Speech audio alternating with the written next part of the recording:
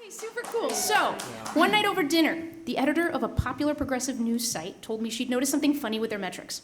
When a story on a new progressive cause got few clicks from their readers, posting one particular kind of story about that same cause seemed to make future stories about it more popular.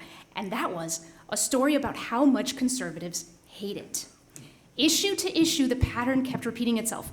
Learning their opponents leaned one way seemed to make those partisan readers more excited to lean the other way without engaging the issue itself much at all. Welcome to toxic polarization, a debilitating social condition where how we feel about political opponents over-influences how we think about political issues. By now, we all know the search for truth runs into many snags in a polarized world, but I want to zoom in on this one.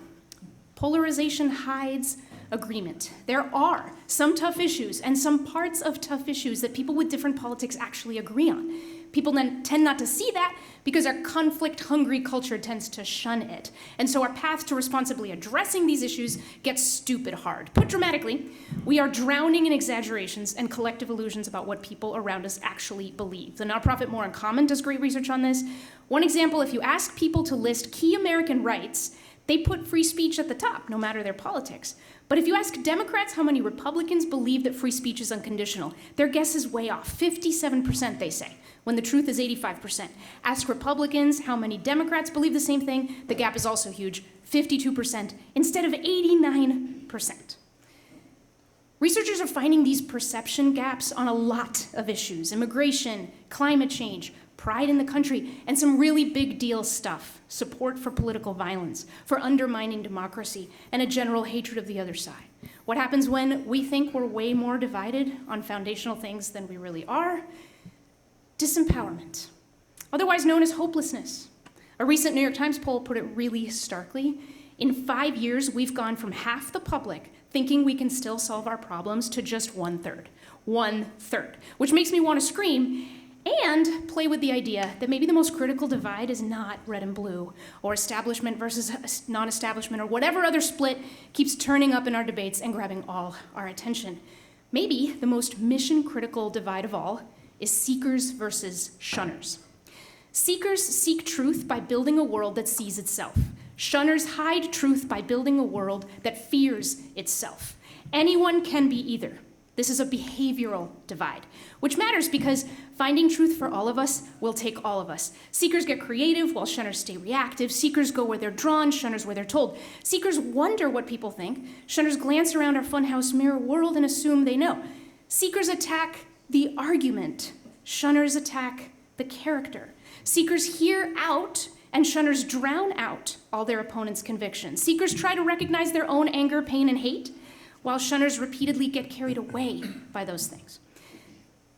So it's not easy and not without controversy, but one way or another, I say we have got to rally the seekers. We have got to create conditions where behaviors that reveal more truth are not so dang uncool. It might help to model and elevate some pro-seeking moves, like don't shun the shunners. Turn the shunners into seekers by seeking in their presence if you want to try it.